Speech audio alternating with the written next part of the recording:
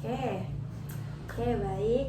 Selamat siang. Selamat siang juga. Benar ya dengan Kak Laila? Benar. Oke baik. Sebelumnya udah nyaman belum nih Kak duduknya? Udah nyaman ya? Udah. Udah nyaman. Oke baik.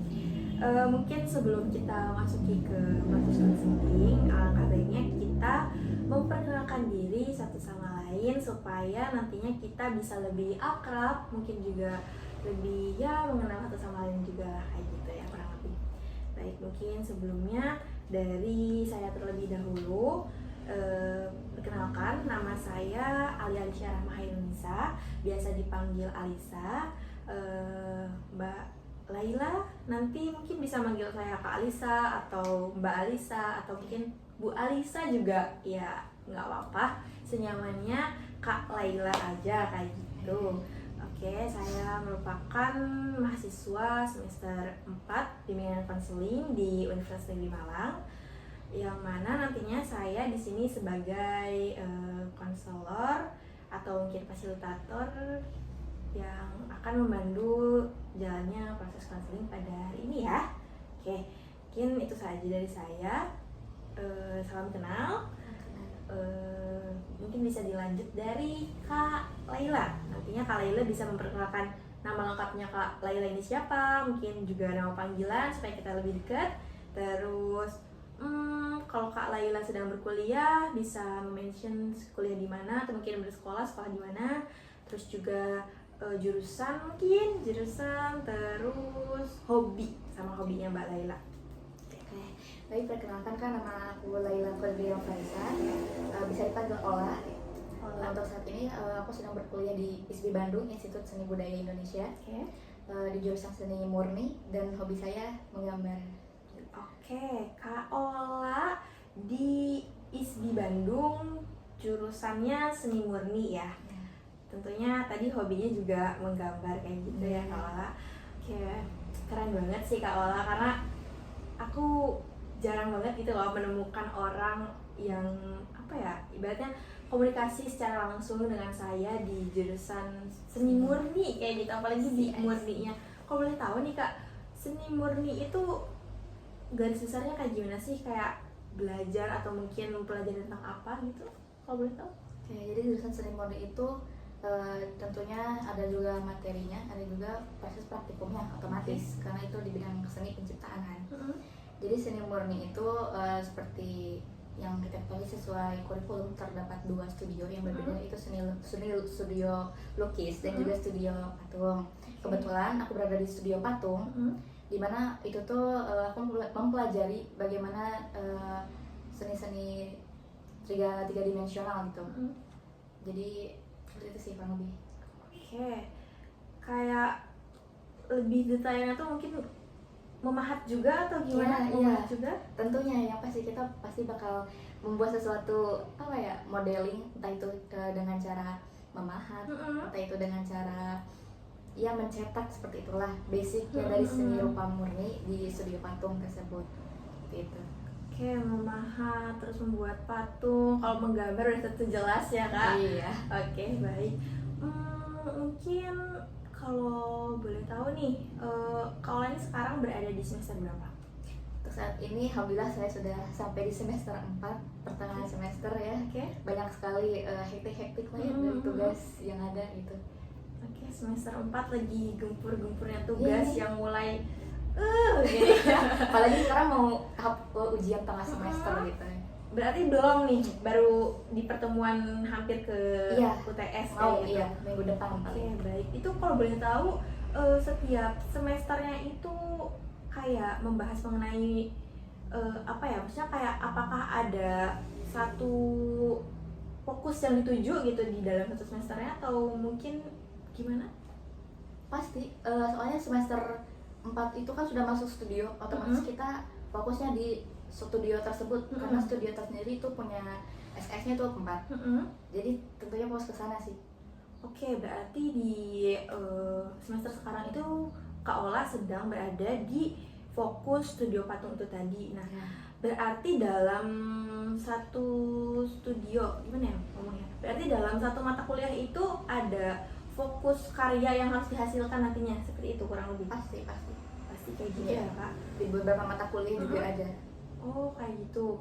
Kalau di patung ini apakah hasil karyanya itu cuman satu dalam satu semester atau mungkin ada beberapa karya kayak gitu? Kebetulan dan emang faktanya juga ya, karena proses pembuatan dan penciptaan karya seni patung itu tidak mudah dan tidak bakal selesai 1, 2 atau 1 minggu aja. Jadi kita dalam 1 semester itu kita rangkup, bisa dibilang tuh satu tugas. Namun kita dibagi beberapa skema pentugasan. Misalkan dari tahap awalnya itu penciptaan otomatis. Bagaimana kita merancang konsep pemodelan patung tersebut, seperti itu, sampai ke final, literally final jadi patung. Oke. Jadi masih berhubungan gitu tuh guys. Oke, baik.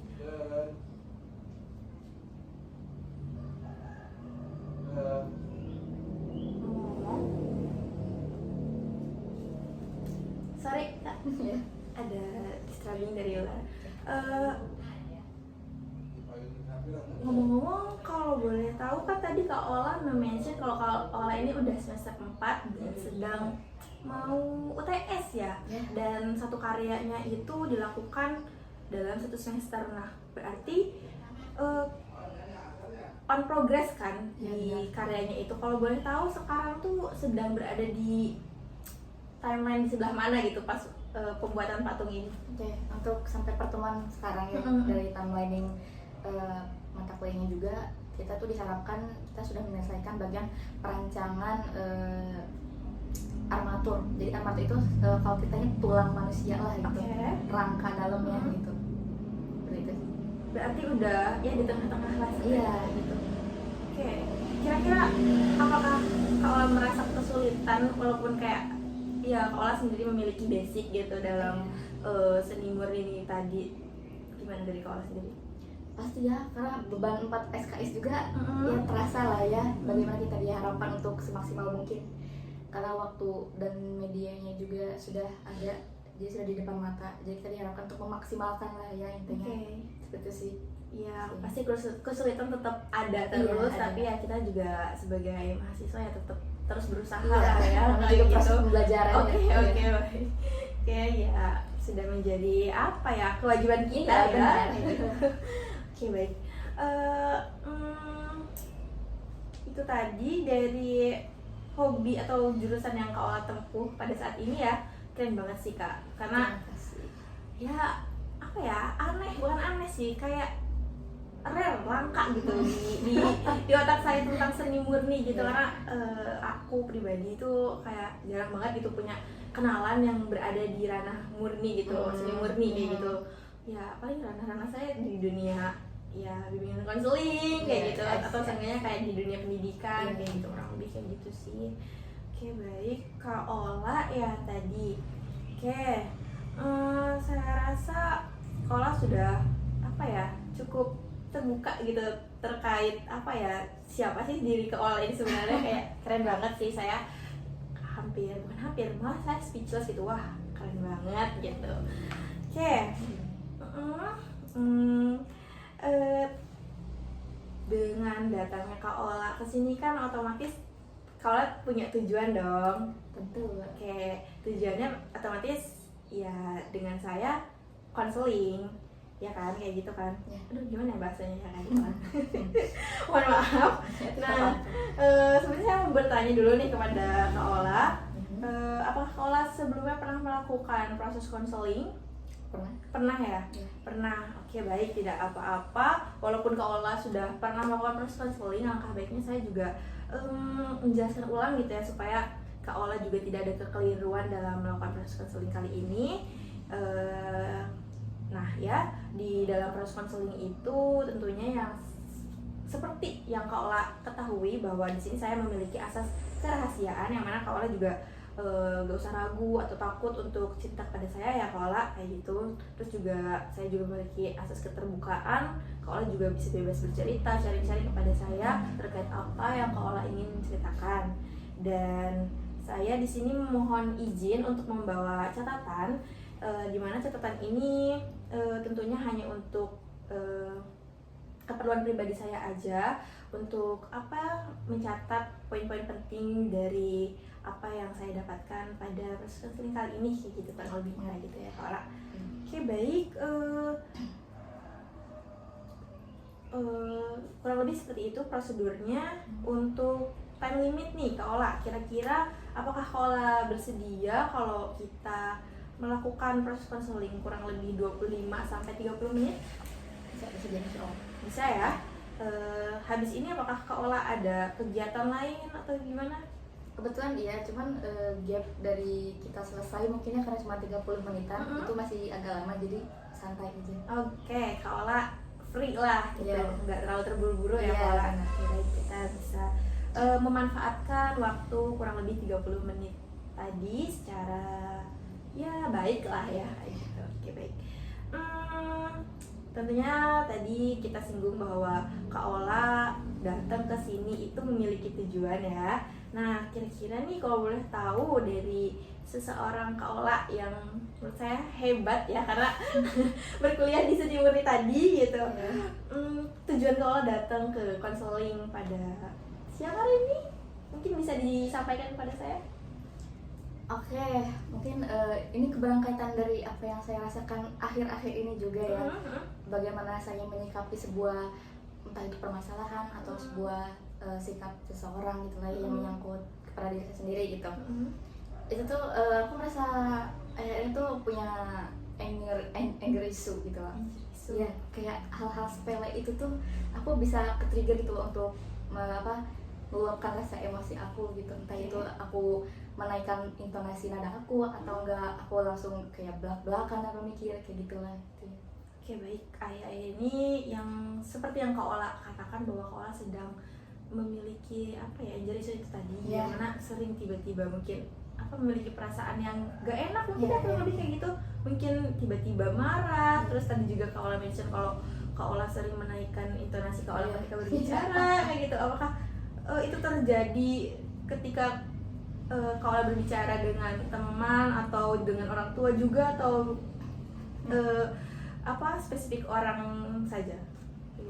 Mungkin spesifik orang yang terdekat kalian, entah itu teman maupun ya keluarga, mohon maaf karena kalau misalkan sekalian ke-trigger terus hati saya sedang sensitif itu kan otomatis naik kan gitu. Pembuluh darah tuh. Oke. Itu tuh kayak sebenarnya orang itu nggak terlalu ngeselin. Iya, nggak terlalu ngeselin. Ya, karena hati lagi sensitif kali ya. Jadi isu itu muncul gitu. Oke, ke orang-orang terdekat saja kayak gitu. Kalau ke orang-orang di kampus misal, atau teman-teman di kelas, atau mungkin orang di jalan kayak gitu? Kalau di jalan enggak ya, karena tahu tempat juga sih untuk marah. Kalau berada di lingkungan kampus dan pertemanan itu pasti ya, karena hidup berdampingan juga kan. Kita pasti tahu juga seluk-beluk mereka kayak apa gitu lah. Kadang mungkin itu juga timbul ketika bersama teman-teman. Betul. Bahkan sering kali kepada teman. Iya, karena kita sebagai mahasiswa lebih banyak menghabiskan waktu kita bersama teman ya dibanding sama keluarga untuk akhir ini ya.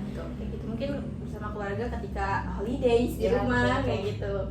Oke, baik. Kak Ola merasa sering marah-marah kayak gitu, menaikkan nada intonasi. Nah, kalau boleh tahu nih penyebab, mungkin Kak Ola tahu itu penyebab dari Kak Ola tiba-tiba marah terus menaikkan intonasi bicara Kak Ola itu kenapa kira-kira? Mungkin yang saya rasakan ya, bagaimana mereka bersikap kepada aku sih tidak sesuai apa yang aku harapkan gitu biasanya kan, atau tidak jalannya sebuah mungkin komunikasi atau planning yang dituju itu tidak sesuai harapan. Jadi ada semacam trigger tersebut gitu loh. Seperti itu. Mungkin ketidaksesuaian, ketidaksinkronan antara kita dengan orang lain itu yang menyebabkan Kak Ola ini menjadi sedikit sensitif kayak gitu. Itu. Oke, baik.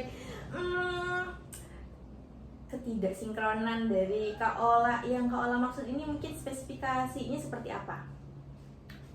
Kalau di lingkup pertemanan ya, misalkan menurut teman aku kalau ini tuh gini loh. Kalau aku tuh selalu mention dari beberapa hal yang detail lah gitu, kayak oh ini begini, tapi kalau misalkan begini, itu mulai sisi perdebatan dan berakhir ya kadang menaikkan intonasi, kadang beradu argumen seperti itu. Oke, baik, mungkin kurang lebih perbedaan pendapat gitu ya. Iya. Oke, kalau dari teman kan perbedaan pendapat gitu. Kalau misal dari orang tua nih, lingkup keluarga gitu, apakah hal pemicu yang Kak Ola rasakan itu gara-gara apa? Mungkin karena gara-gara cuma hal sepele ya, keseharian aja gitu, yang mungkin membuat aku merasa capek gitu, kayak I don't wanna take this dulu gitu loh. Cuman terkadang orang tua tuh kayak kekeh juga gitu loh, sama-sama kekeh gitu lah. Jadi kayak sama-sama apa ya bahasa ininya tuh, punya ego gitu. Jadi kayak ya terjadilah nada tinggi itu terjadi kayak gitu kan. Oke, baik.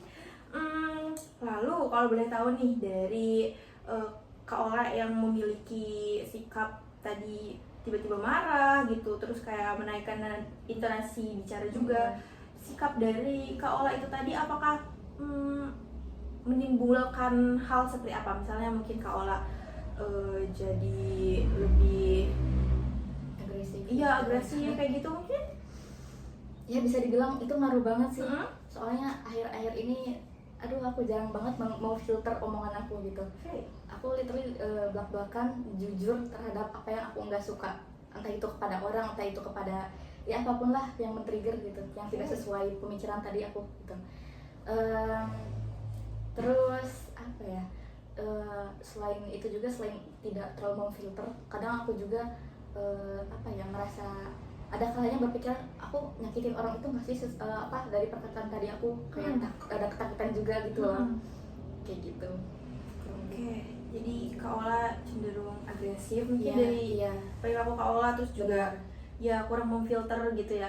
Oke, baik. Dari sikap yang Kak Ola mungkin timbulkan atau yang Kak Ola miliki tadi, apakah menurut Kak Ola ini mengganggu atau mungkin bagaimana? Mungkin buat pribadi cukup mengganggu ya, karena kalau dikit-dikit emosi terbuang energi kita gak sih, kayak cepet capek juga gitu kan, kayak capek nih satu hari ini aku emosi terus nih ke orang-orang, kayak capek hati juga gitu. Terus kalau dampak ke orang lain itu kayak ya takut kayak yang tadi menyebabkan ada sakit hati gitu loh karena perasaan aku. Oke, baik, berarti kurang lebih sebenarnya kalau tuh sebenarnya ingin membatasi gitu rasa agresif itu tadi, rasa ingin mencoba memfilter kata-kata yang mungkin Kak Ola keluarkan kayak gitu ya.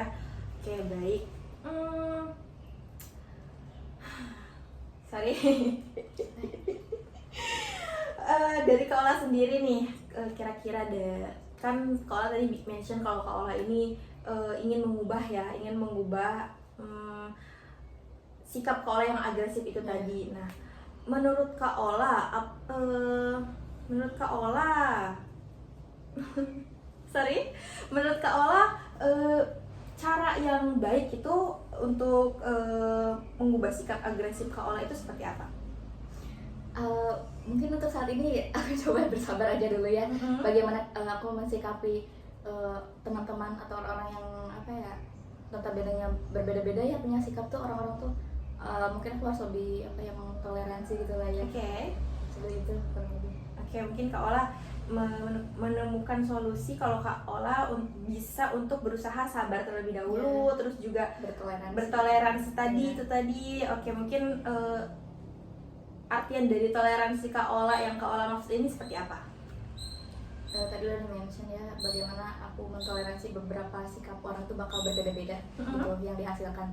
Jadi aku juga harus menyesuaikan lah gitu, adaptasi bagaimana mereka mereaksi, dan aku juga gitu sebagai pembalasnya lah ya gitu intinya. Oke, baik. Kak Ola lebih menyesuaikan di beberapa keadaan tersebut kayak gitu. Betul. Ya. Lalu apakah pengimplementasian menyesuaikan itu tadi sudah Kak Ola coba, atau mungkin Kak Ola merasa kesulitan dalam mengimplementasikan penyesuaian itu? Akhir-akhir ini memang selalu diimplementasikan sih, karena bagaimanapun sikap aku yang agak menentang beberapa pendapat teman tersebut, entah itu pendapat yang hal sepele ataupun besar itu, sepertinya mungkin di kalangan teman-teman dekat aku tuh udah ada hal biasa gitu loh, aku selalu menentang gitu. Seperti itu sih kurang lebih. Oke, jadi sebenarnya Kak Ola tuh sudah mulai mengimplementasikan bagaimana Kak Ola ini bisa menyesuaikan menyesuaikan keadaan kayak gitulah ya. Namun Kak Ola tetap masih merasa Kak Ola ini agresif gitu. Iya, benar. Oke, kira-kira Kak Ola tahu nggak akibatnya itu tadi? Padahal sebenarnya Kak Ola udah mencoba untuk mengimplementasikannya, tapi Kak Ola tetap masih merasa agresif itu tadi. Kenapa? Karena gimana ya? Terutama pada diri sendiri sih. Kalau ke orang lain mungkin karena orang lain udah tahu habit aku yang seperti tadi itu. Jadi lebih kerasanya kepada diri sendiri. Bagaimana aku bersikap kayak dikit-dikit gitu loh, kayak sebel gitu loh. Oke, baik. Gitu. Terkuras energi juga tadi akhir-akhir ini, mungkin karena beberapa kali karena aku ada trigger tersebut, jadi energi aku cepat habis lama-lama. Kayak apa ya, orang-orang tuh kayak mencoba testing my limits gitu loh. Sih Ya. Kadang orang juga nggak memperhatikan perasaan aku juga gitu loh, makanya ada beberapa lontaran kata dari teman atau lingkungan sekitar tuh yang kurang banget masuk aku. Kayaknya dari tadi aku kayak, mungkin aku mikirnya itu self defense kali ya, cuman aku mikirnya juga itu kayaknya aku terlalu toxic deh menerapkan anger issue itu juga gitu. Oke, baik. Sebenarnya Kak Ola tuh sebenarnya saya lihat tuh sudah sadar akan apa ya, apa yang Kak Ola lakukan, apa yang Kak Ola ya lakukan kepada teman-teman atau lingkungan Kak Ola itu tadi. Namun tetap Kak Ola tuh mungkin masih belum bisa sepenuhnya gitu kan, berada di titik Kak Ola tuh bisa menahan, bisa bertoleransi, bisa bersabar kayak gitu ya. Jadi ya masih memiliki rasa kesulitan lah ibaratnya kayak gitu. Oke, baik. Nah di sini saya ingin coba mengajak Kak Ola gitu ya, untuk kedepannya atau mungkin setelah Kak Ola melakukan proses konseling kali ini, untuk Kak Ola bisa mencoba mungkin seenggaknya kayak mencatat gitu apa yang Kak Ola lakukan ketika Kak Ola berusaha menahan sabar kayak gitu. Kayak misal nanti Kak Ola misal berada di posisi Kak Ola tuh sadar kalau Kak Ola tuh sedang berada di anger issue ini. Nah terus nanti Kak Ola tuh sadar gitu kayak, aduh kayaknya aku mencoba gitu untuk bersabar, dan nanti mungkin ada peralihan isu dari bersabar itu, kira-kira apa yang ingin Kak Ola lakukan. Nah nanti Kak Ola bisa mencatat dan Kak Ola mungkin bisa sharingkan itu kepada saya di proses konseling berikutnya kayak gitu. Nah apakah Kak Ola bersedia untuk melakukan ya penugasan tadi terkait yang saya ucapkan tadi? Siap. Soalnya itu kayaknya membantu banget ya bagi aku. Apalagi aku saat anger issue itu muncul tuh kayak terkadang lost control juga gitu. Ya. Tuh kadang Kak Ola kalau misalkan anger issue tadi tuh kadang sadar gak sadar ya sebenarnya. Benar. Oke, baik, nggak apa-apa. Namun nantinya kalau misal Kak Ola berada di titik kayak aku sadar nih, aku berada di titik ini, mungkin Kak Ola bisa mencoba kayak mengalihkan isu itu tadi. Terus Kak Ola mungkin bisa mencatat gitu apa sih yang Kak Ola kerjakan setelah Kak Ola mengalihkan itu tadi kayak gitu ya. Mungkin nantinya kita bisa men-sharingkan apa yang Kak Ola lakukan gitu. Siapa tahu mungkin Kak Ola bisa ya memiliki kemajuan dalam perencanaan Kak Ola itu tadi kayak gitu ya. Oke, baik. Saya ingin bertanya kepada Kak Ola, dari Kak Ola sendiri, apakah pada proses konseling kali ini Kak Ola sudah memiliki benefit enggak buat Kak Ola? Tentu, tadi kan sudah dijelaskan ya. Jadi bagaimana kita diajarkan oleh Kakak Alisa tadi self controlling dengan cara sistematis penulisan tadi ya, catatan gitu, berbentuk catatan. Ya. Oke, berarti Kak Ola sudah ya menemukan kurang lebihnya mungkin solusi untuk satu langkah atau dua langkah ke depan setelah melakukan proses konseling kali ini ya Kak Ola. Oke, baik. Dikarenakan waktu hampir menunjukkan batas gitu ya, alangkah baiknya mungkin saya mengulas ulang gitu terkait terima kasih sebelumnya mengulas ulang terkait apa yang Kak Ola ceritakan atau sharingkan pada pertemuan konseling pada siang hari ini ya Kak Ola. Oke, baik. Kak Ola dari Institut Seni Bandung. Iya. Oh ya, pakai budaya ya? Ya, Institut Seni Budaya Indonesia. Institut Seni Budaya Indonesia di Bandung. Bandung. Iya. Oke, di jurusan tadi Seni murni. seni murni ya Kak Iya. Ola. Oke, tentunya hobi Kak Ola juga tadi menggambar lah gitu ya. Sesuai dengan apa yang Kak Ola tempuh ya. Oke, baik, dari langsung kepada intinya, Kak Ola ini memiliki rasa anger issue, yang mana hal tersebut itu cenderung membuat Kak Ola sering marah-marah kepada orang terdekat tentunya. Betul. Terus juga Kak Ola memiliki dampak yang mana Kak Ola menjadi sering meninggikan intonasi nada bicara Kak Ola kepada orang-orang terdekat Kak Ola kan. Itu tadi. Terus juga Kak Ola juga jadi menimbulkan sifat yang lebih agresif kayak gitu ya. Terus juga tidak terlalu memfilter omongan Kak Ola terhadap orang-orang sekitar. Sering sarkas ya Kak Ola. Oke, namun di sisi lain Kak Ola juga sudah mulai menemukan solusi dari permasalahan yang Kak Ola sedang alami kayak gitu. Kak Ola menemukan bahwa Kak Ola kayaknya aku harus bersabar, kurang lebih kayak gitu ya. Terus juga mungkin aku harus lebih meninggikan rasa toleransi aku juga. Tadi Kak Ola juga sempat mention kayak gitu ya. Terus